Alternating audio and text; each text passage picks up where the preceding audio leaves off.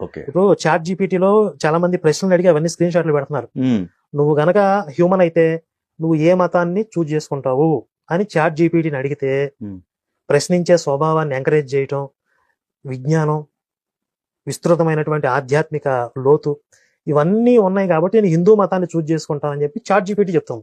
అవునా? ఓకే. మీరు అడిగి చూడండి చాట్ జీపీటీని. ఓకే. నేను కూడా సెర్చ్ చేశాను, ఒకసారి చూపిస్తాను. చూడండి, ఈ ప్రశ్న అడిగాను, మీరు మనిషి అయితే ఏ మతాన్ని స్వీకరిస్తారు, ఎందుకు, సూటిగా సమాధానం చెప్పండి అని అడిగాను. ఓకే. అంటే సనాతన ధర్మం సింగిల్ వర్డ్ లో ఆన్సర్ చెప్పింది. ఎందుకంటే ఇది ప్రకృతి, కర్తవ్య బోధ, జ్ఞానం మరియు అన్ని మతాలను గౌరవించే విశ్వ మానవతా సిద్ధాంతంపై ఆధారపడిన ధర్మం. విశ్వ మానవత అంటే విశ్వంలో ఉన్న మానవులందరికీ వర్తించే ధర్మం ఇది. ఒక గ్రూప్ ని ఉద్దేశించి మాట్లాడింది కాదు. మీకు బైబిల్ చూస్తే ఓ ఇస్రాయేలీలారా, ఇజ్రాయేల్ అనే ఒక చిన్న ప్రాంతంలో ఉన్న ఒక గుంపును ఉద్దేశించి మాట్లాడింది అది.